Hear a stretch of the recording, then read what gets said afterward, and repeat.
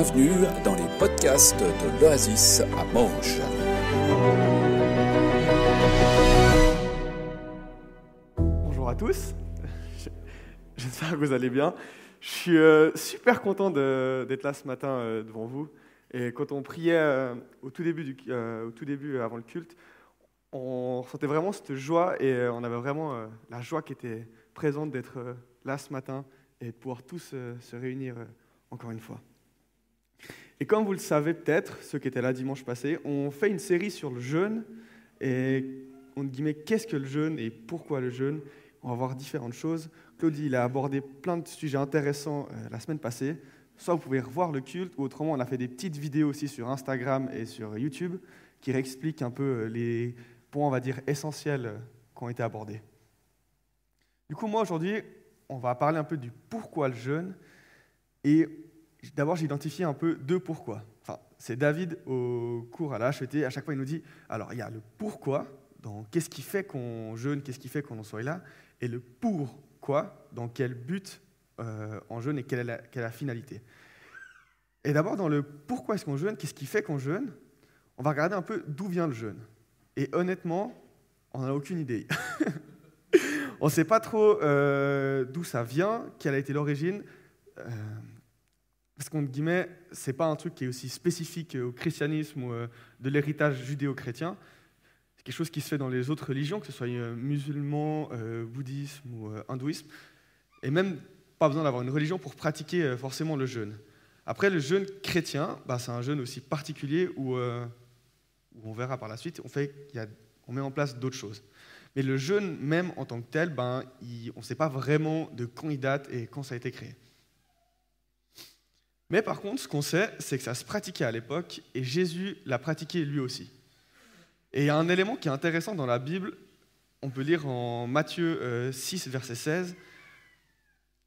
Jésus, il part du principe que le jeûne, c'est quelque chose qu'on fait de manière générale. Parce qu'il dit « lorsque vous jeûnez » ou dans certaines traductions, c'est marqué « quand vous jeûnez ». Et c'est intéressant parce que plus loin, il parle du péché, il dit « si vous péchez ». Et ce « lorsque » ou ce « quand », en fait, il est hyper intéressant parce qu'il incite et il dit « en fait, c'est quelque chose que les gens faisaient normal à l'époque, quelque chose qui se faisait naturellement et même régulièrement ».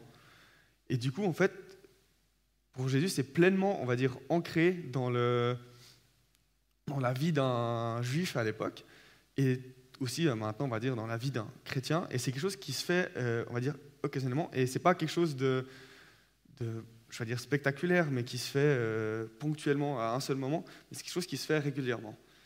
Et du coup, c'est intéressant parce que même pour Jésus, pour lui, en fait, il nous demande pas directement, mais c'est implicitement impliqué qu'un croyant, en fait, il jeûne. Et du coup, moi, c'est un truc que j'ai découvert ça en préparant ce prêche. Je me suis dit, parce que moi, j'ai jamais fait des trails, j'ai fait des jeûnes de 1 ou 2 jours, grand max, et là, 5-6 jours, je me réjouis, mais ça va être un peu challengeant, je vais pas vous mentir. Et du coup, de savoir que Jésus, en fait, il dit que c'est quelque chose de normal et qu'un croyant fait, du coup, c'est aussi rassurant là-dedans. Et après, on peut lire aussi plus loin dans les versets, toujours dans Matthieu, versets 9 à 14. Je prends ma Bible, je ne le connais pas par cœur, celui-là. En fait, c'est les disciples de Jean qui viennent poser des questions à Jésus sur pourquoi les disciples de Jésus ils jeûnent pas et ceux de Jean ils jeûnent. Alors il dit, alors les disciples de Jean vinrent vers Jésus et dirent, pourquoi nous et les pharisiens jeûnons-nous, tandis que tes disciples ne jeûnent pas? Jésus leur répondit, les invités à la noce peuvent-ils être tristes tant que le marié est avec eux? Les jours viendront où le marié leur sera enlevé, alors ils jeûneront.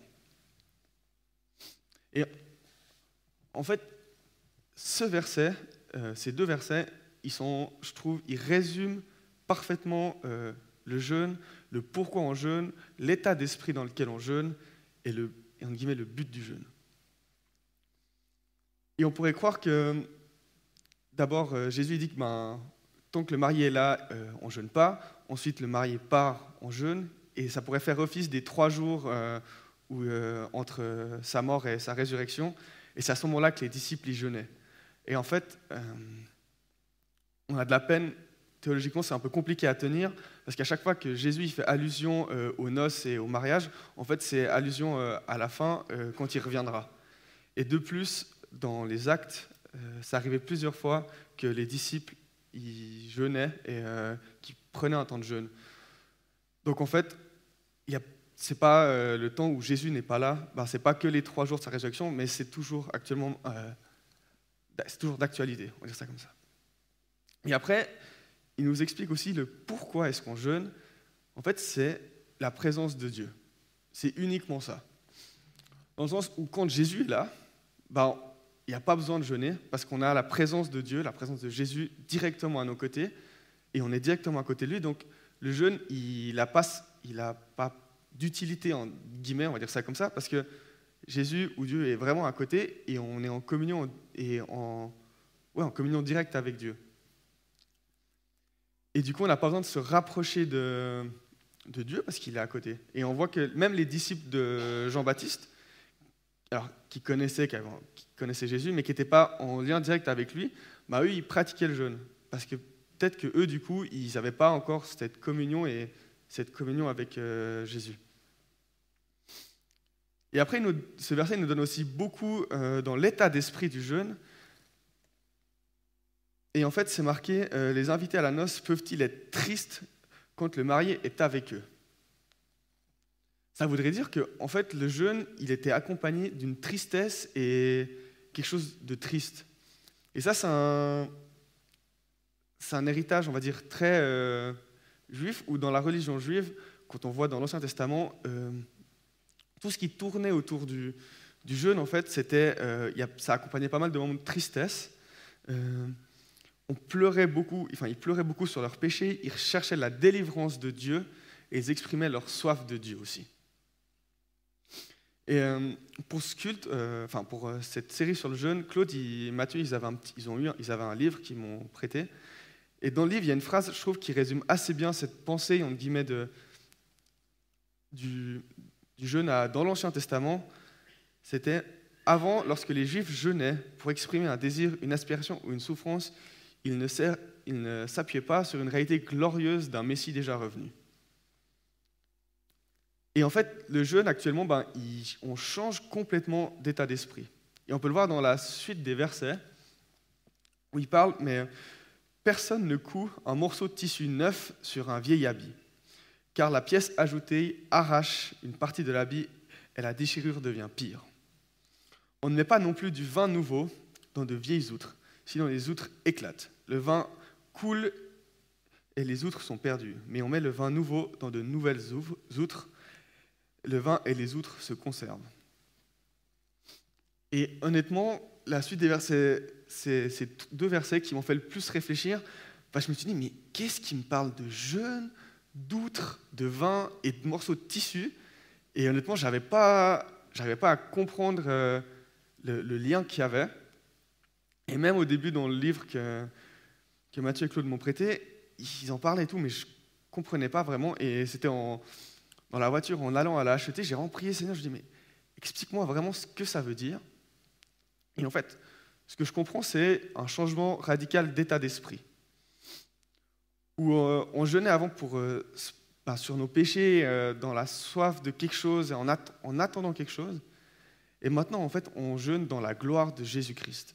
Et on jeûne avec espérance. Et c'est ça qui change radicalement la chose. C'est qu'on n'est plus triste parce qu'on n'a pas le marié, parce qu'on est en attente du marié, mais on a eu l'occasion de vivre avec le marié et on jeûne parce qu'on se réjouit de repasser du temps avec le marié. On jeûne parce qu'on a une faim de Dieu et on ne jeûne plus en attendant le vin nouveau, mais parce qu'on a goûté au vin et on a envie d'y regoûter. Cette chose, ce n'est pas l'expression d'un vide, peut-être d'un besoin, d'une douleur ou d'une faim de Dieu, mais c'est en tout cas pas celle d'un vide. Et du coup, jeûnons avec espérance. Donc le but de jeûne, en fait, c'est purement la relation à Dieu. Que ce soit dans l'Ancien ou dans le Nouveau Testament, le but, il ne change pas, mais la dynamique et l'état d'esprit, ils changent. Et un des grands adversaires du jeûne, Claude en a parlé la semaine passée, c'est le cadeau. Est-ce qu'on jeûne dans le but d'avoir un cadeau ou est-ce qu'on jeûne dans le but d'avoir une relation avec Dieu? C'est toujours très compliqué parce qu'on jeûne souvent en ayant des attentes, mais est-ce qu'on jeûne spécifiquement pour avoir une réponse dans tel ou tel domaine ou pas? Moi, plusieurs fois, je me suis dit, ah, mais j'ai besoin de telle et telle réponse dans certains sujets. Je me suis dit, ah, ben, tiens, je vais prendre un temps de jeûne, comme ça, Dieu, il va être obligé de répondre. La dynamique, elle n'est pas très juste, si jamais. Mais en fait, le but, ça va être la relation et se rapprocher de Dieu et de notre Créateur. Et par ce biais-là, soit en fait, entre guillemets, en se rapprochant et en étant plus comme lui, on va réussir à comprendre certaines choses ou on va avoir certaines révélations où Dieu il va se dire « Ah, mais j'ai eu du plaisir à avoir cette relation » et il va nous donner quelque chose. Et le problème, c'est que si on s'attend vraiment que sur le cadeau, c'est que déjà, si le cadeau il n'arrive pas, on fait quoi? Si tout d'un coup, on jeûne et qu'on attendait spécifiquement une réponse là-dessus, et que Dieu il nous donne 26 autres trucs, mais on est focalisé sur notre réponse, en fait, on ne voit peut-être pas aussi toutes les choses que Dieu il nous donne à travers le jeûne, et alors qu'on est focalisé sur une réponse et un truc en particulier. Et l'autre chose, c'est que si tout d'un coup, il nous donne des cadeaux qu'on ne s'attendait pas, et du coup, en fait, on ne sait pas vraiment quoi en faire. Et j'ai un exemple aussi pour le but. Le but, c'est la relation. Il y a 2 semaines, j'étais faire du ski avec mes parents. Et on a passé une chouette journée de ski. C'était super cool. J'étais avec Vincent et Arthur. Et c'était super cool. Et en fait, ces journées de ski avec mes parents, c'est cool parce que moi, j'appelle ça, c'est des journées un peu all-inclusive. et je vous avoue que je ne paye pas grand-chose. Et c'est cool. Mais en fait, le but de la journée, il n'est pas qu'à midi, j'ai le burger qui soit offert sur les pistes ou comme ça. Ça, c'est le cadeau. Mais le but, en fait, il est que je puisse passer un bon temps avec mes parents. Il y avait aussi mes amis. Du coup, c'était cool. Mais le but, il est vraiment dans la relation. Et il n'est pas dans la finalité du cadeau et que, entre guillemets, tout soit payé. Et je pense qu'il faudrait aborder le jeûne de cette manière-là, où le but, c'est vraiment qu'on puisse se rapprocher de Dieu. Et même si on a des sujets ou des attentes particulières, je pense que c'est bien. Mais ne pas oublier que ce n'est pas là l'essentiel. L'essentiel, il est vraiment de notre relation à Dieu. Mais ça amène aussi à un autre sujet, c'est est-ce que si on n'a pas de sujet, et on n'a pas une attente particulière, est-ce qu'on doit jeûner? Moi, on a fait un jeûne une fois au groupe de jeunes, où on jeûnait pour le groupe, mais honnêtement, je ne savais plus trop pour quelle raison et pourquoi. Et j'ai fait un jour de jeûne, et après, j'en discutais avec mes parents et tout. Et ils me disaient, ouais, mais Thibaut, pourquoi tu jeûnes? Est-ce qu'il y a une raison pour laquelle vous jeûnez au groupe et tout? Et je me suis dit, non, je sais pas, j'ai pas trop compris ou tout saisi. Et du coup, j'ai arrêté mon jeûne. Et après coup, là, en retravaillant le message pour aujourd'hui, je me suis dit, mais en fait, il n'y a pas forcément besoin d'un sujet particulier pour jeûner. La relation à Dieu et à Jésus, elle suffit amplement pour avoir envie de jeûner. Et du coup, ça entraîne aussi un peu, on a vu l'état d'esprit et l'attitude dans laquelle on jeûne. Et ça, on la retrouve dans Matthieu 16, 6 à 18. C'est le tout premier verset que j'ai lu avant, qui disait « Lorsque vous jeûnez, ne prenez pas un air triste comme les hypocrites. En effet, ils présentent un visage tout défait pour montrer aux hommes qu'ils jeûnent. Je vous le dis en vérité, ils ont leur récompense. Mais toi, quand tu jeûnes, parfume ta tête, lave ton visage, afin de ne pas montrer que tu jeûnes aux hommes, mais ton Père qui est là dans le lieu secret, et ton Père qui le voit dans le lieu secret te le rendra. » Alors, le premier message qui ressort, c'est effectivement, le but, c'est pas de, on va dire, se la péter parce qu'on jeûne et puis se dire « Ah ouais, vous avez vu comme je suis un bon chrétien, j'ai des points en paradis pour le plus parce que je jeûne. » Non, en fait, c'est pas du tout le but. Effectivement, c'est être authentique et être humble dans son jeûne. Mais ça montre aussi qu'il dit qu'il ne faut pas être triste et pas être défait. Et il est là aussi le contraste avec le jeûne de l'époque. On n'a pas une attitude triste ou défaitiste, mais au contraire, on doit être heureux et être rempli d'espérance et vraiment avoir cette optique de la gloire de Dieu en tête. Du coup, ça amène aussi maintenant aux jeûnes de notre époque. Là, on parle beaucoup de jeûne de nourriture, et je pense que le jeûne de nourriture, il est spécial parce que c'est quelque chose qui est vraiment essentiel à notre vie et qui est vraiment vital, on va dire. Voilà. Mais ce qui est intéressant, c'est que depuis les années 60, à peu près dans les années 60, le budget nourriture d'un ménage, c'était un peu moins de 30% du budget, 29%. Et maintenant, en 2019, le budget moyen d'un ménage pour le... Ouais, mais j'ai pas eu la stat pour 2024. En 2019, c'était 17%. Et en fait, ça montre que peut-être les produits essentiels ou les éléments importants qu'on avait dans notre vie, ils ont changé aussi. Et moi, il y a un élément je sais qui est compliqué et qui est essentiel, ça s'appelle un smartphone. Et ça, je ne veux pas dire qu'il est autant essentiel que la nourriture, mais moi, il me prend beaucoup de temps et vraiment énormément de temps et de mon énergie aussi. Et en fait, quand on réfléchit de quoi jeûner, moi, j'ai envie de vous poser la question, mais qu'est-ce qui rythme votre journée? Est-ce que votre journée, elle est rythmée par le repas, le déjeuner, le repas, le souper, et entre ces moments-là, vous calez chaque chose, ou est-ce qu'elle est rythmée par autre chose? Moi, typiquement, je sais que des fois, je vous avoue, elle est rythmée par la PlayStation, où tout d'un coup, je rentre des cours, je me dis « Ah, il faut vite que je fasse ça, comme ça, après, je peux jouer à un moment à la PlayStation. » Et du coup, ça rythme ma journée. Et j'ai envie de vous proposer, durant ce jour de jeûne, qu'on va passer du 17 au 22, en fait, avec l'Église, on va organiser chaque matin, chaque midi et le soir des temps de prière et de louange. Et en fait, j'ai envie de vous lancer le défi de si on changeait le rythme de notre journée, si on se laissait rythmer durant cette période par la prière et la louange et en guillemets la gloire de Dieu. Peut-être que vous le faites déjà et chapeau et franchement incroyable, mais j'ai envie de vous mettre un peu ce défi durant cette semaine-là de changer le rythme de Dieu, enfin notre rythme dans la vie pour se rapprocher d'un rythme différent. Et c'est un truc que je trouve intéressant dans la religion musulmane, qui est fait peut-être avec une certaine extrême, mais en fait ils sont rythmés par la prière. Et du coup c'est intéressant d'avoir aussi cette optique-là.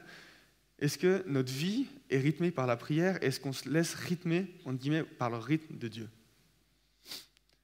Et du coup, je vais vous proposer de prendre un temps de prière pour ça. Je vais prier pour qu'on puisse se mettre face à Dieu aussi, savoir qu'est-ce qui rythme notre journée et de quoi est-ce qu'on a envie de jeûner.